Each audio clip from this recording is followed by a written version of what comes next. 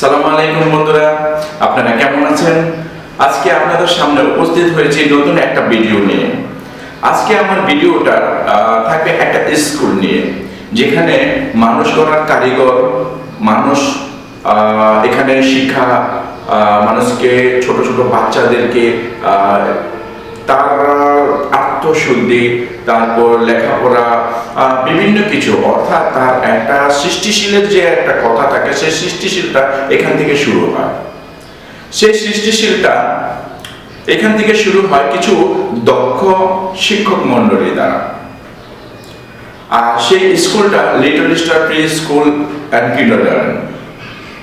তো এখানে অনেকগুলো বাচ্চা আছে যারা কি বলবো, যে একটা প্রাইমারি লেভেল বা একটা ভালো একটা স্কুলে ভর্তি হইতে গেলে যা যতটা ট্যাকেল পোহাত, মানে কি বলা হয় এটাকে, মানসিকভাবে যে প্রস্তুতি সেটা নাই।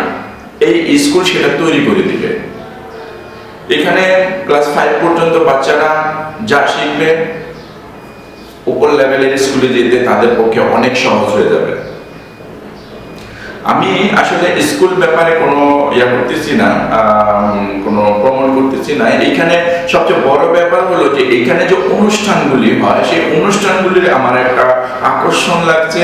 যে অনুষ্ঠানগুলো, যে পিঠা উৎসব, তারপর 21-এর প্রভাত ফেরি, খুব ভালো লাগলো। ছোট ছোট বাচ্চারা যখন প্রভাত ফেরি করে, সাধারণ ফুল নিয়ে যায়, আসলে এই স্কুল থেকে জানতে পারে যে এই প্রভাত ফেরিটা কেন, 21শে ফেব্রুয়ারি কেন। ভাষার জন্য যারা জীবন উৎসর্গ করেছে, আত্মত্যাগ করেছে, সেই ভাষা শহীদদের নাম জানা আমাদের জরুরি। আমাদের থার্ড জেনারেশন তাদেরও জরুরি।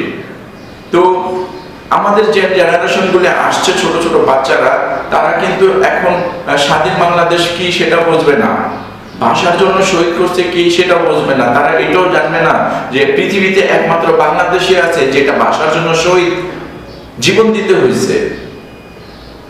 সেটা এই দক্ষ শিক্ষক মন্ডলী দ্বারা জানতে পারবে। হ্যাঁ, অনেক বাবা মা আছে জানে, ঠিক আছে, কিন্তু অনেক বাবা মা এই জিনিসটা তুলে ধরে না, কারণ তুলে ধরার পরিবেশ পাচ্ছে না। সেই পরিবেশটা পাচ্ছে স্কুলে। স্কুলের দক্ষ শিক্ষক মন্ডলী তাদেরকে উপস্থাপন করছে, বাচ্চাদেরকে জানাচ্ছে শহীদকে, জব্বারকে, এদেরকে জানাচ্ছে বীর শ্রেষ্ঠ যে মুক্তিযুদ্ধ, এগুলি ঘটনা জানাচ্ছে। এই কারা জানাচ্ছে? এই শিক্ষক মন্ডলী, যাদের থেকে আমরা শিখছি। তো আমরা তাদের থেকে যখন শিখছি, তার মানে কি আমরা অনেক কিছু জানতে পারছি। এই অবদানটা শিক্ষক মন্ডলী। হ্যাঁ, আমার বাসা, আমার বাবা মার অবদান আছে, কিন্তু আমার বাবা মা যতটুকু আমাকে শিক্ষা দিচ্ছে, ওইটা দিচ্ছে বলতে আমরা বাবা মার থেকে পরিপূর্ণটা পাচ্ছি না, কারণ বাবা মা ওই পরিবেশটা পাচ্ছে না। যে আমি আজকে বাচ্চাকে নিয়ে মুক্তিযুদ্ধ বিষয়টি গল্প করবো, আমি আজকে বাচ্চাদের নিয়ে অমুক বিষয়ে গল্প করবো, কারণ বাবা মা তার একটা পেশা নিয়ে থাকে, স্কুল তার একটা পেশা। স্কুলের পেশাটা হলো শিক্ষক মন্ডলী বাচ্চাদেরকে এগুলি শেখাবে। তো বন্ধুরা, চলেন আমরা আজকে আমাদের এই পয়লা ফাল্গুনের যে ভিডিওগুলি সেগুলো দেখবো। পয়লা ফাল্গুনের যে উৎসবগুলো আমরা এগুলো দেখি, এরপরে আমরা 21শে ফেব্রুয়ারি ওই দিনটাও আমরা উপভোগ করব। চলুন তাহলে আমাদের সাথে।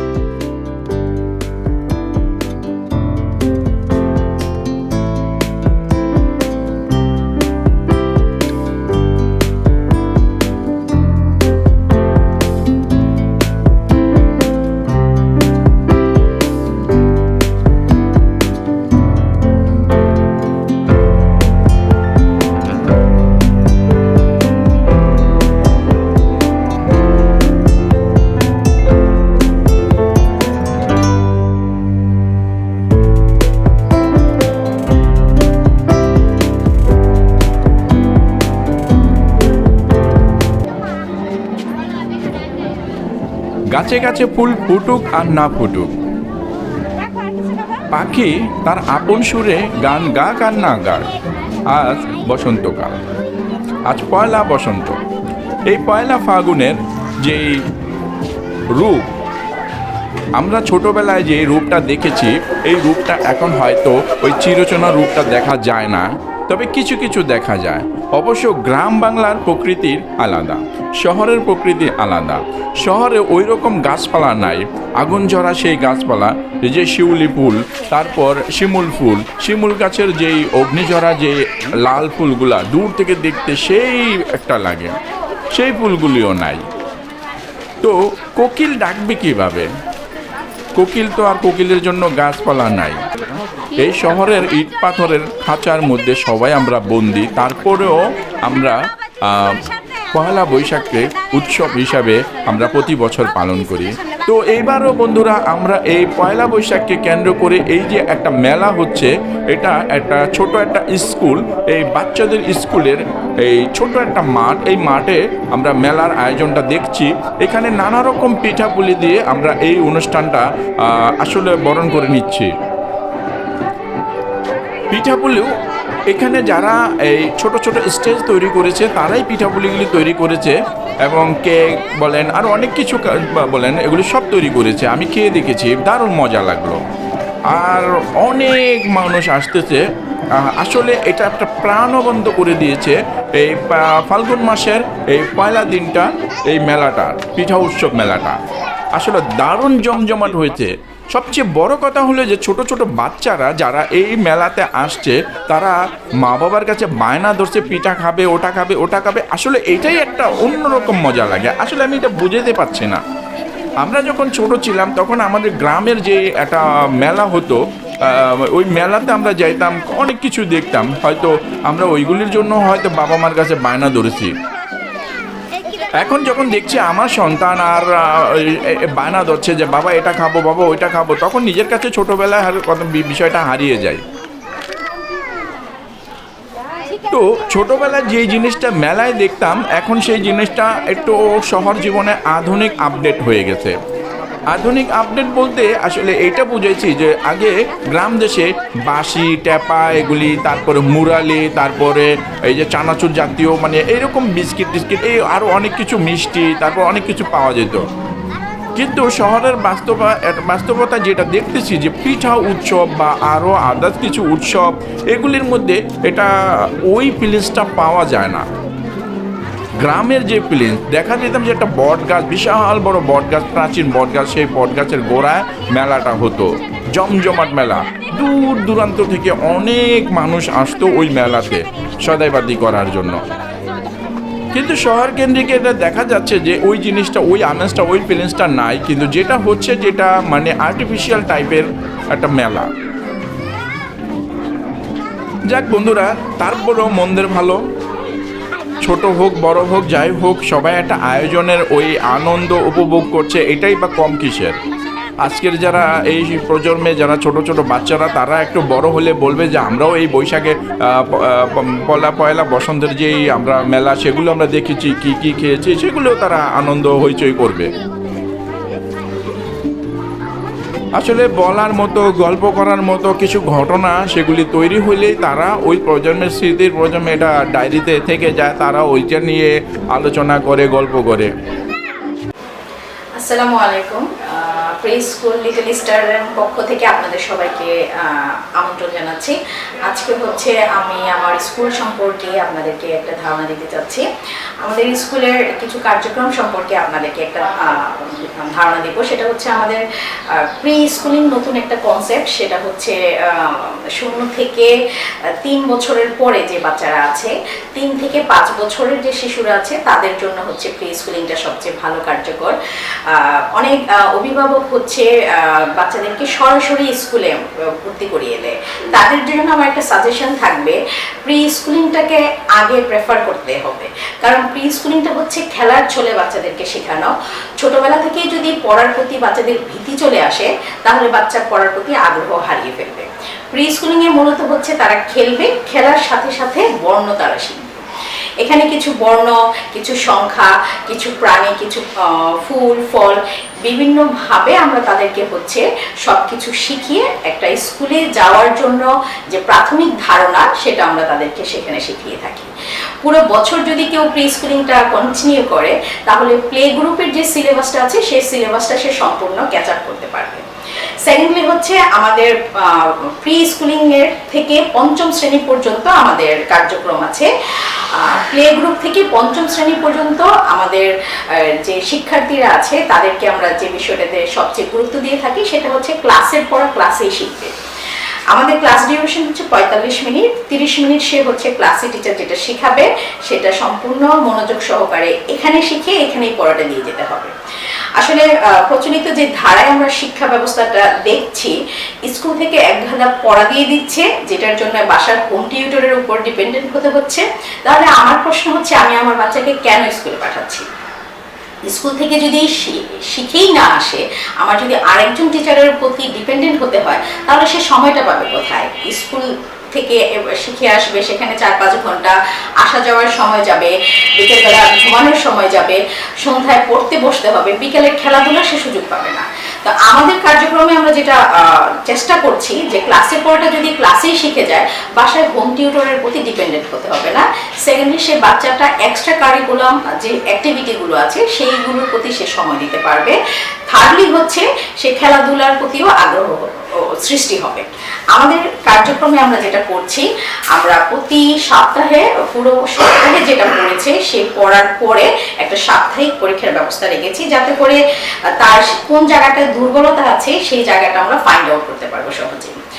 1 ঘন্টা হচ্ছে আমাদের এক্সাম, আর বাকি 1 ঘন্টা হচ্ছে আমাদের এক্সট্রা কারিকুলাম অ্যাক্টিভিটি। এই এক্সট্রা কারিকুলাম অ্যাক্টিভিটির মধ্যে আমাদের স্পোর্টস ক্লাব আছে, সেখানে হচ্ছে বাচ্চারা বিভিন্ন খেলা শিখবে। যেহেতু এলাকা ভিত্তিক কোনো স্পোর্টস ক্লাব নেই যেখানে বাচ্চারা খেলাধুলা সম্পর্কে জানবে, খেলাধুলা শিখবে এবং খেলাধুলার জন্য পর্যাপ্ত পরিমাণে জায়গা তারা আসলে পাচ্ছে না। আমাদের স্কুলে ছোট পরিসরে যে খেলার মাঠটা আছে সেটাকে আমরা ম্যাক্সিমাম ইউজ করার চেষ্টা করছি। ছোট ছোট বাচ্চারা সেই স্পোর্টস ক্লাব থেকে বিভিন্ন খেলা শিখবে এবং তারা সেখানে খেলবে। এইভাবে হচ্ছে পড়াটাকে আনন্দময় করে তোলার কারণে আমরা বিগত 3 বছর যাবৎ ঢাকা কিন্ডারগার্টেন অ্যাসোসিয়েশন কর্তৃক যে বৃত্তি পরীক্ষাটা চলছে সেখানে আমরা অংশগ্রহণ করেছি এবং সফলতার সাথে বিভিন্ন ক্যাটাগরিতেও আমরা বিভিন্ন বৃত্তি পেয়েছি।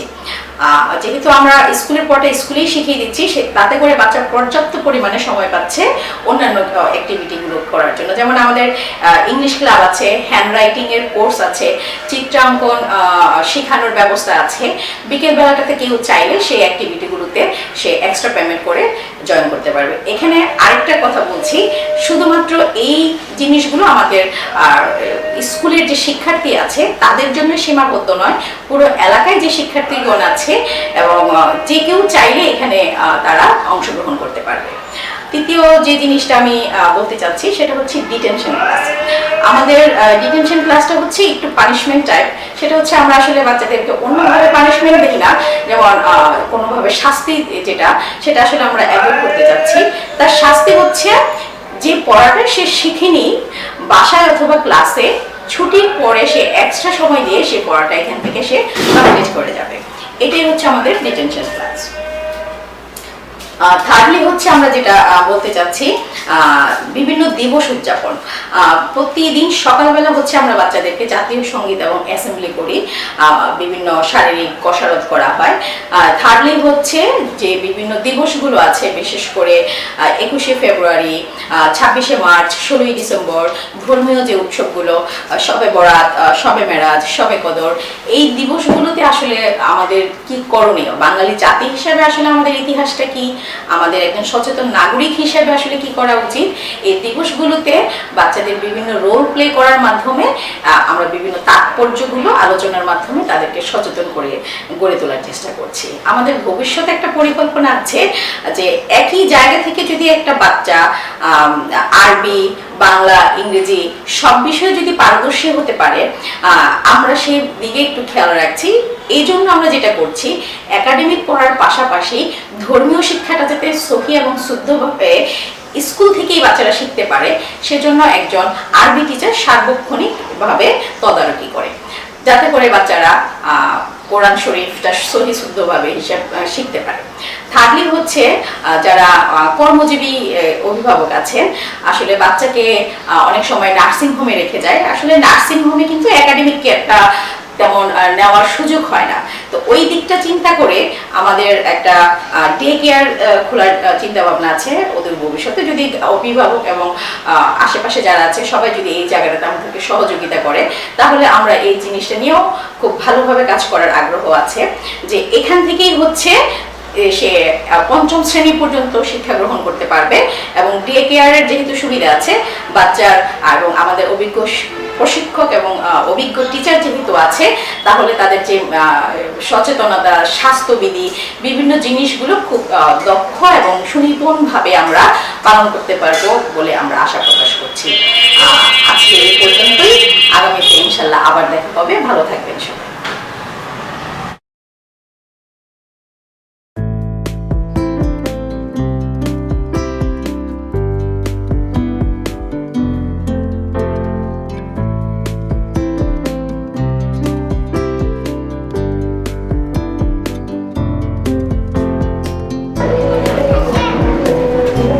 মেলাটা হচ্ছে যেহেতু স্কুল প্রাঙ্গণে, স্কুলের একটা ছোট একটা মাঠে, তো স্কুলের সব বাচ্চারা উপস্থিত হয়েছে তার মা বাবা এদেরকে নিয়ে। তো মা বাবার কাছে আবদার তো থাকেই, খাবার বলেন, বিভিন্ন কিছু বলেন। তো বাচ্চারা খেলাধুলা, দৌড়াদৌড়ি, হই হুল্লোড় করবে, এটা দারুণ। মানে মেলা মানে এইটা হই হুল্লোড়, অনেক কিছু। আসলে এই পিঠাপুলির উৎসবটা তো দারুণ একটা মজা। আমি একটা পিঠা চেকে দেখলাম, ভালোই লাগলো। নতুন রসের, খেজুরের রস দিয়ে বানানো, নারকেল দিয়ে, দারুণ একটা টেস্ট। আমার কাছে খুব ভালো লাগলো।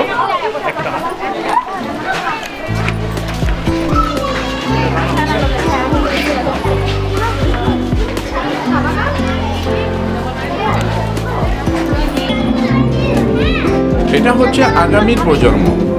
এই প্রজন্মটা এখন যা করছে তার স্মৃতির ডায়েরিতে এটা থাকবে। মার কোলে বসে মেলায় গেল, মেলায় গিয়ে এটা ওটা কিনে, তখন তার কাছে খুবই ভালো লাগে।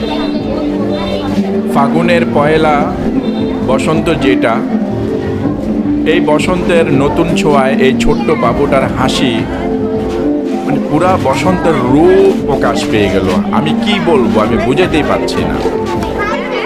এই ছোট ছোট বাচ্চাদের হাসি আর বসন্তের যে একটা আবেগ, সেটা একাকার হয়ে গেল। সত্যি এটা অসাধারণ। এই ছোট্ট একটা মেলা দিয়ে এই বসন্তের যে মজাটা, সেটা উপভোগ করতে পারলাম।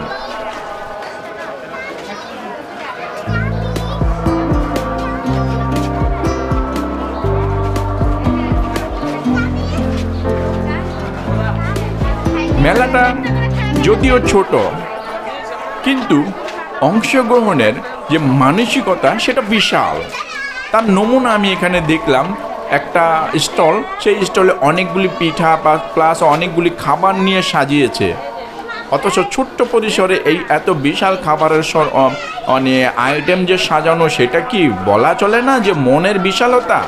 ছোট্ট মেলায় মনের বিশালতা। তদ্রূপ এখানে আরও অনেক কিছু, অনেক খাবারের, অনেক আইটেমের অনেক কিছুই আছে যেগুলো বিশালতার একটা প্রমাণস্বরূপ বলা যায়।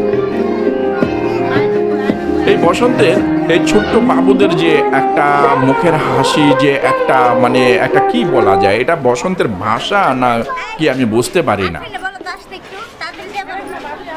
হয়তো এটা বসন্তের ভাষা। কোকিল হয়তো ডাকে না, কোকিলের আওয়াজ পাচ্ছি না, তাই এই ছোট বাবুদের হাসি, এই ছোট বাবুদের মানে উচ্ছ্বাস, এটাই আমাদেরকে বোঝাইছে যে কোকিলের দরকার নাই, আমরাই কোকিল। হ্যাঁ, এটাই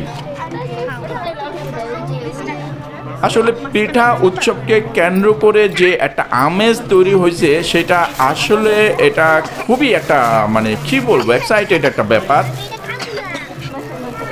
এই আমেজটাকে আসলে উপভোগ করার একটা মন থেকে ব্যাপার লাগে। এটা আমি চাইছি যে এটা হোক, সব সময় হোক, প্রতি বছরই হোক। খুব বড় পরিসরে না হোক, খুব ছোট পরিসরেই হোক, কিন্তু এমন ঝাঁকজমক, অর্থাৎ মনের বিশালতা দিয়ে এই মেলাটা হোক। আমরা চাই মনের বিশালতা দিয়ে এই মেলাটা। আর কিছুই না। সবচেয়ে মজা হয় যদি মনের বিশালতা দিয়ে এই মেলাটা উদযাপন করা যায়, আসলে আর কিছুই লাগে না। আমরা এই উপভোগটাই করতে চাচ্ছি মনের বিশালতা দিয়ে। সবাই সাজগোজ করে আছে, সবাই যার যার মতো করে আনন্দ করছে, মানে যে যেভাবে পারছে কিনে খাচ্ছে, খুব ভালো লাগছে। আসলে এরকম পরিবেশটা সবারই কাম্য, খুব ভালো লাগছে।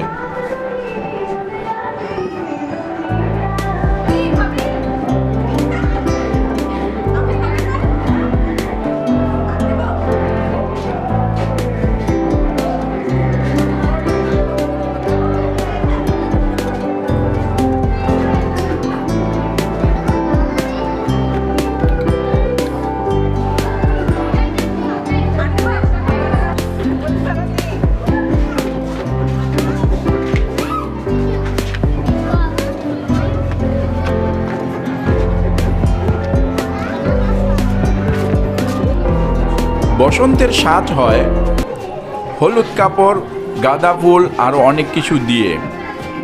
কিন্তু এখানে কেউ বসন্তের পোশাক পরে আসেনি, এসেছে মনের পোশাক, মনের রং এগুলি নিয়ে এসেছে।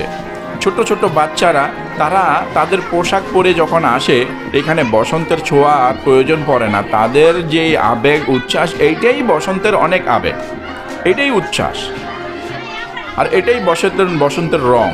প্রকৃত রং হইল এটাই।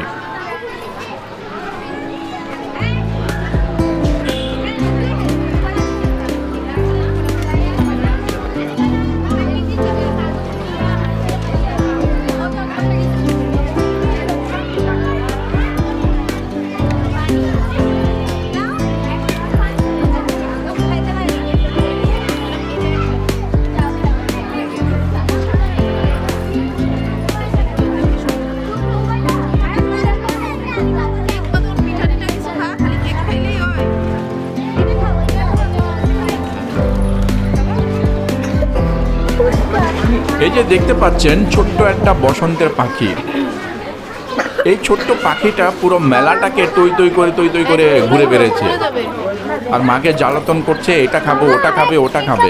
দারুণ একটা অনুভূতি।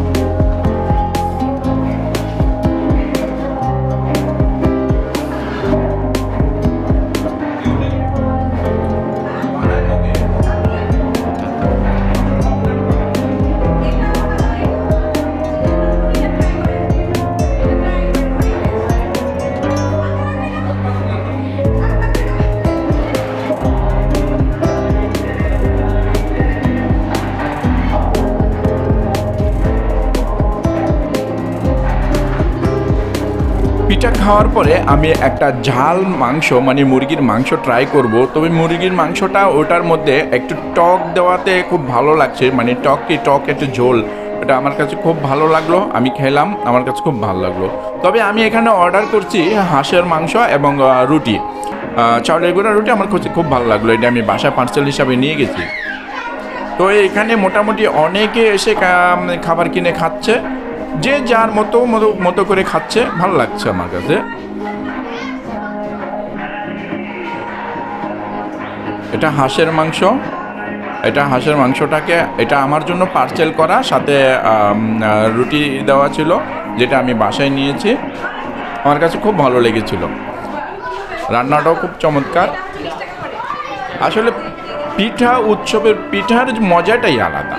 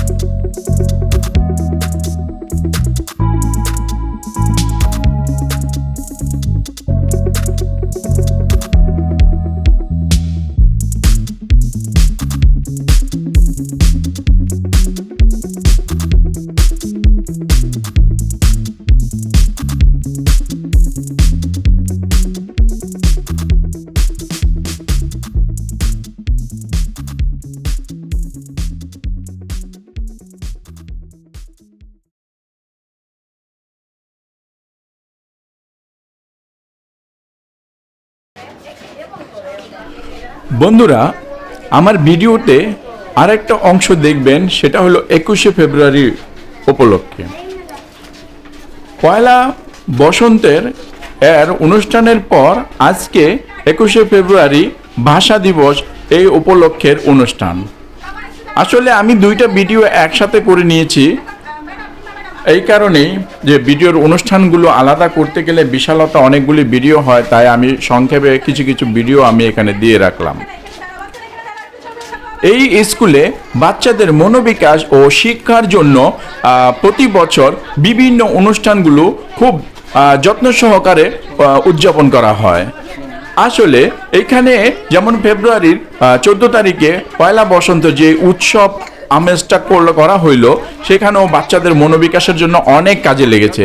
তদ্রূপ ভাষা দিবসের উপলক্ষে এই যে অনুষ্ঠানটা, এই বাচ্চারা শিখতে পারবে যে ভাষা দিবসটা কেন, কি কারণে ভাষা দিবসটা উদযাপিত হচ্ছে এবং কাদের আত্মত্যাগের বিনিময়ে এই ভাষা দিবসটা আমরা পালন করছি।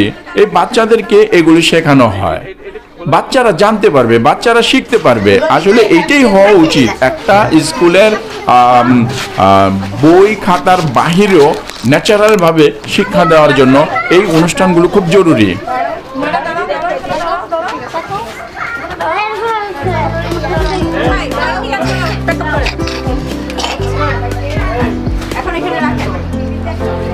সবাই একটু করি।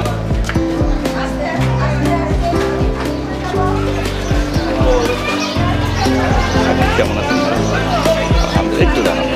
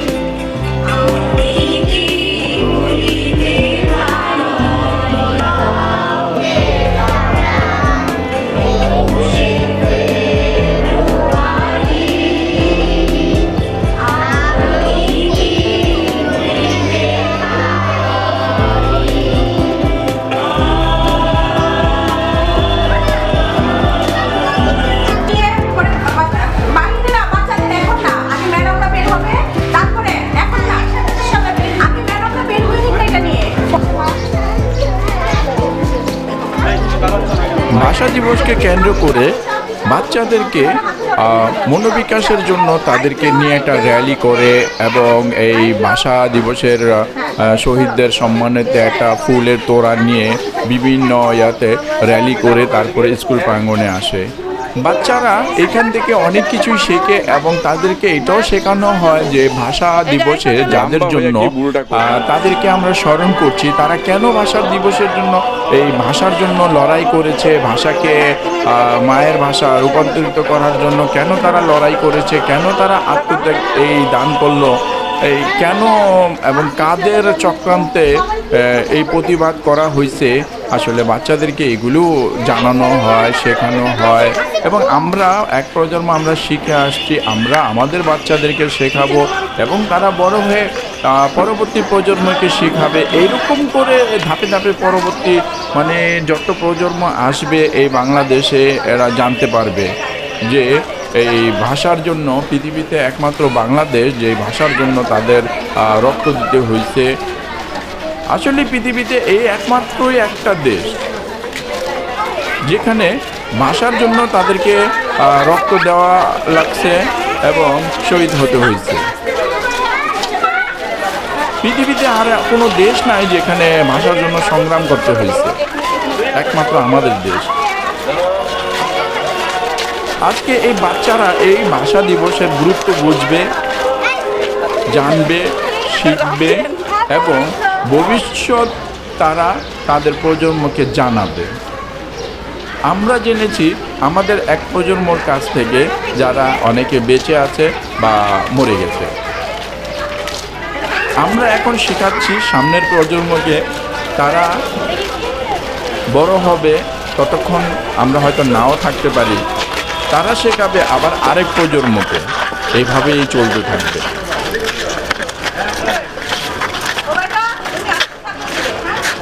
মায়ের ভাষা মাতৃভাষা, এই মুখের ভাষা কেড়ে নেওয়ার জন্য তৎকালীন পাকিস্তানের যেই সরকার প্রধান ছিলেন তাহার চক্রান্তের কারণে আমাদের বাংলাদেশের সোনার ছেলেরা গর্জে ওঠে, মায়ের ভাষা বাংলা ভাষা, মায়ের ভাষা উর্দু হবে না। এই প্রতিবাদে গর্জে ওঠে সারা বাংলাদেশ, বুক পেতে দেয় মিলিটারির বুলেটের। জয় হলো ভাষার, জয় হলো বাংলার। আজকে আমরা স্বাধীনভাবে বাংলা ভাষায় কথা বলতে পারতেছি, মায়ের ভাষায় কথা বলতে পারতেছি, এটা সেই আত্মত্যাগের কারণে।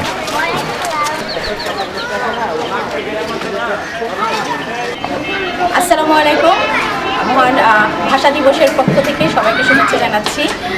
ভাষা দিবসের তাৎপর্যটা বাচ্চাদেরকে ফুটিয়ে তোলার জন্য এবং ভাষার প্রতি শ্রদ্ধাবোধ জাগানোর জন্য আমরা ক্ষুদ্র পরিসরে ছোটো বাচ্চাদের নিয়ে আজকে ভাষা দিবসটা উদযাপন করলাম।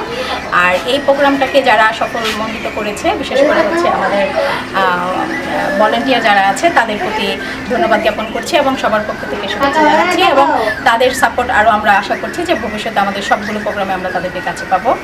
আর ছোট পরিসরে পালন করার উদ্দেশ্যটা হচ্ছে বাচ্চারা যাতে ছোটোবেলা থেকেই ভাষার প্রতি একটা মমতাবোধ এবং হচ্ছে জাগ্রত বোধ কাজ করে এবং ভাষাটাকে সঠিকভাবে প্রয়োগ করতে পারে, তার জন্য আমরা এই ভাষা দিবস প্রতি বছরের ন্যায় এই বছর উদযাপন করলাম। সকল ভাষা শহীদের প্রতি শ্রদ্ধা জ্ঞাপন করে আজকের প্রোগ্রাম আমরা এখানে সমাপ্ত ঘোষণা করছি। আসসালামু আলাইকুম।